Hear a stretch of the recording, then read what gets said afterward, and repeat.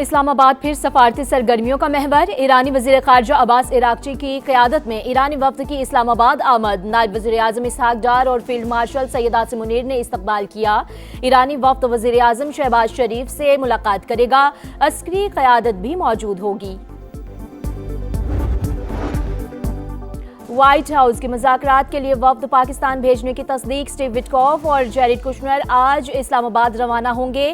جیڈی Venice امریکہ میں رہ کر صورتحال پر نظر رکھیں گے۔ ضرورت پڑنے پر سب کو پاکستان جانے کے لیے سٹینڈ بائی رکھا جائے گا۔ ایران بات چیت کرنا چاہتا ہے، دیکھنا ہے معاہدہ ہو سکتا ہے یا نہیں۔ امریکی صدر ڈونلڈ ٹرمپ کی نیوز ایجنسی سے گفتگو، کہا دیکھتے ہیں ایران کس قسم کی پیشکش لاتا ہے، ہم ان لوگوں سے مذاکرات کر رہے ہیں جو با اختیار ہیں۔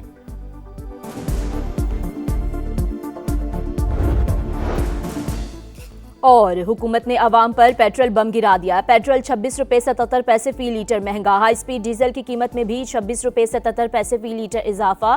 پیٹرول کی نئی قیمت 393 روپے 35 پیسے فی لیٹر مقرر۔ ہائی سپیڈ ڈیزل کی قیمت 380 روپے 19 پیسے فی لیٹر ہو گئی۔ اگلے ہفتے کے لیے نئی قیمتوں کا اطلاق بھی ہو گیا۔ امریکہ اور ایران مہمان، پاکستان میزبان۔ وائٹ ہاؤس کے مذاکرات کے لیے وفد پاکستان بھیجنے کی تصدیق۔ سٹیو وٹکوف اور کشنر ہفتے کے سب اسلام آباد روانہ ہوں گے۔ جیڈی وینس امریکہ میں رہ کر صورتحال پر نظر رکھیں گے۔ ضرورت پڑنے پر سب کو پاکستان جانے کے لیے سٹینڈ بائی رکھا جائے گا۔ ترجمان وائٹ ہاؤس کے مطابق ایران کی جانب سے پیش رفت نظر آ رہی ہے۔ پورے مذاکراتی عمل میں پاکستان شاندار اور بہترین ثالث ثابت ہوا ہے۔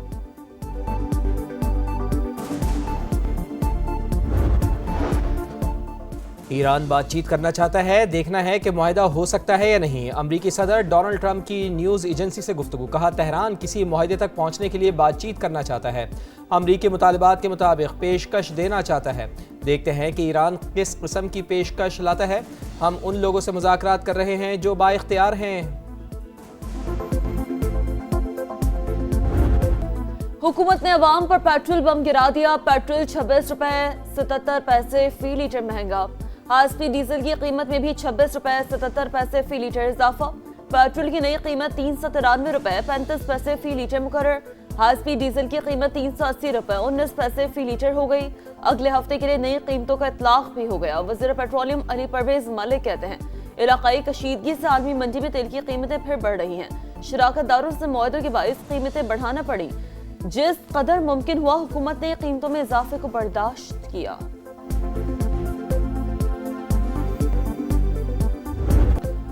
اسلام آباد ٹاکس کے دوسرے مرحلے کی تیاریاں، ایرانی وزیر خارجہ کی آمد پر شہر اقتدار میں سیکیورٹی پھر ریڈ الرٹ۔ اسلام آباد ایکسپریس وے سمیت اہم شاہراہوں پر پولیس اور دیگر سیکیورٹی اہلکاروں کی نفری میں اضافہ۔ ایکسٹینڈڈ ریڈ زون دوبارہ سیل۔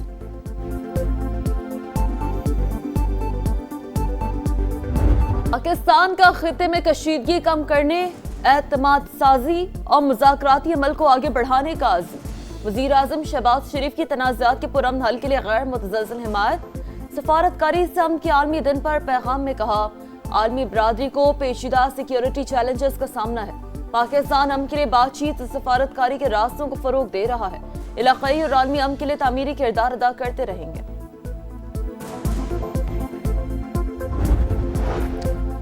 ایران امریکہ مذاکرات میں تعمیری کردار، شکریہ پاکستان۔ روسی وزیر خارجہ کا نائب وزیر اعظم اسحاق ڈار سے رابطہ، دو طرفہ تعلقات اور بین الاقوامی امن و سلامتی کے فروغ کے لیے تعاون پر تبادلہ خیال۔ رابطے میں رہنے پر اتفاق، اسحاق ڈار کی روسی وزیر خارجہ کو دورہ پاکستان کی دعوت، وزیر اعظم کے دورہ روس کو ری شیڈیول کرنے پر بات چیت۔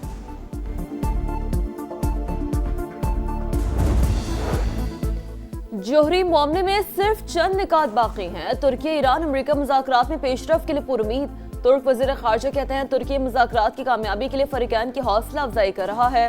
مذاکرات میں جوہری تنازع بھی حل ہو سکتا ہے۔ Iran has an important choice, a chance to make a deal. As part of that effort, the United States has imposed an ironclad blockade that grows more powerful.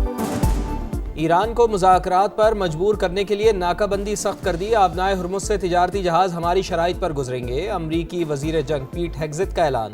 پاسداران انقلاب کے اقدامات قذاقی کے مترادف قرار، کہا ایران اب تک 5 تجارتی جہازوں پر حملہ کر چکا ہے۔ تہران نے جو جہاز پکڑے ہیں وہ امریکہ یا اسرائیل کے نہیں، دوبارہ مائنز بچھانے کی کوشش، جنگ بندی کی خلاف ورزی ہوگی، چند دنوں میں ایک اور طیارہ بردار جہاز خلیج عمان پہنچ جائے گا۔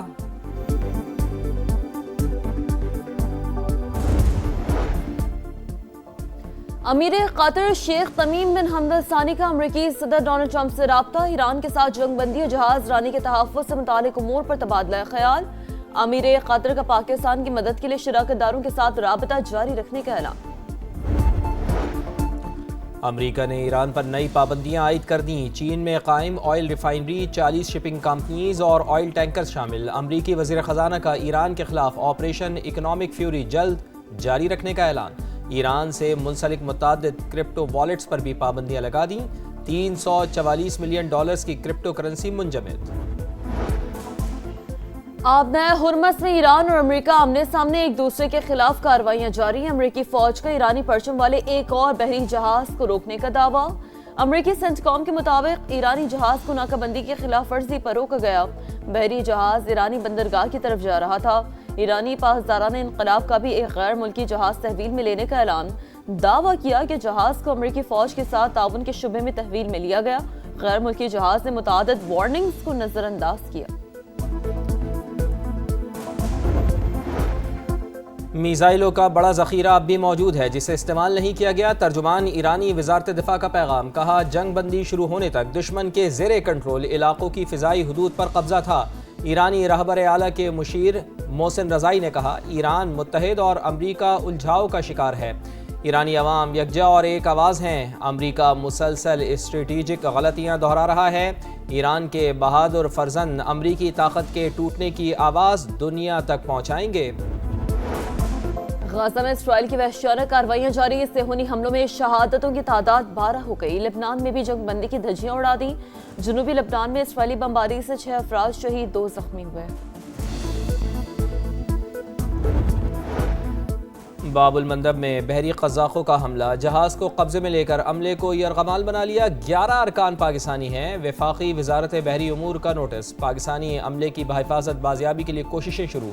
وزارت خارجہ سے فوری سفارتی رابطوں کی درخواست۔ پاکستانی مشن کا اقوام متحدہ میں دہشت گردی کے نئے رجحانات پر اہم اجلاس، ڈیجیٹل پلیٹ فارمز اور AI کے غلط استعمال پر تشویش، ماہرین کا دہشت گردی کے خلاف مؤثر حکمت عملی پر اتفاق۔ شر پسندوں کے گرد گھیرا تنگ، سیکیورٹی فورسز کا بڑا ایکشن۔ خیبر میں انٹیلیجنس بیسڈ آپریشن، بھارتی سپانسرڈ 22 خوارج ہلاک، دہشت گردوں کی فائرنگ سے 10 سال کا بچہ شہید۔ آپریشن کے دوران بڑی تعداد میں اسلحہ اور گولہ بارود بھی برآمد۔ صدر مملکت اور وزیر اعظم کی کامیاب کارروائی پر سیکیورٹی فورسز کو شاباش۔ صدر استحکام پاکستان پارٹی اور وفاقی وزیر عبدالعلیم خان نے بھی سیکیورٹی فورسز کے ایکشن کو سراہا۔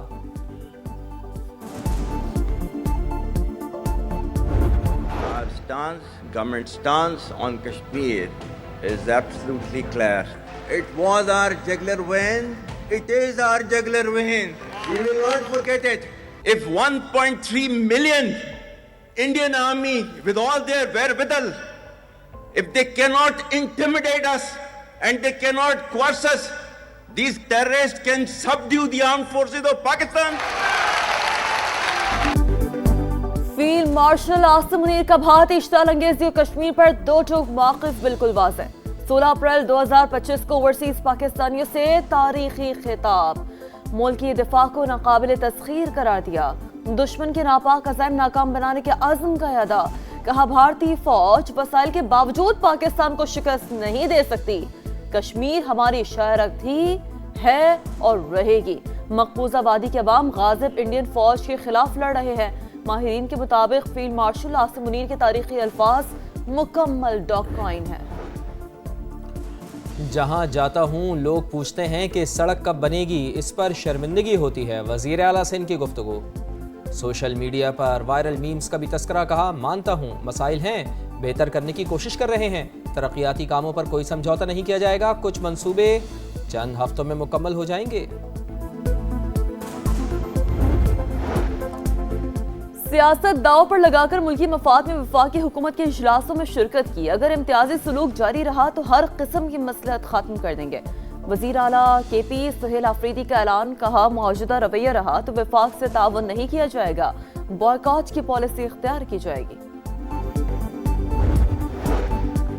लाहौर के इलाके रायविंड में मुबैना तौर पर जहरीला शवरमा खाने से 6 साल की बच्ची जाँ बहक, माँ और भाई तशवीशनाक हालत में अस्पताल मुंतकिल। बच्ची के वालिद ने बहनोई के खिलाफ मुकदमा दर्ज करा दिया। और इस्लामाबाद यूनाइटेड की प्ले ऑफ मरहले में एंट्री। हैदराबाद किंग्समैन को 8 विकेटों से हरा दिया। 81 रन का हदफ सिर्फ 7वें ओवर में हासिल कर लिया। हैदराबाद किंग्समैन की टीम 80 रन पर ढेर हो गई। प्ले ऑफ में 3 टीमें फाइनल, चौथी कौन सी होगी, फैसला आज होगा। पहले मैच में कराची किंग्स का मुकाबला क्वेटा ग्लैडिएटर्स से होगा, दूसरा लाहौर कलंदर्स और पेशावर ज़ल्मी के दरमियान खेला जाएगा।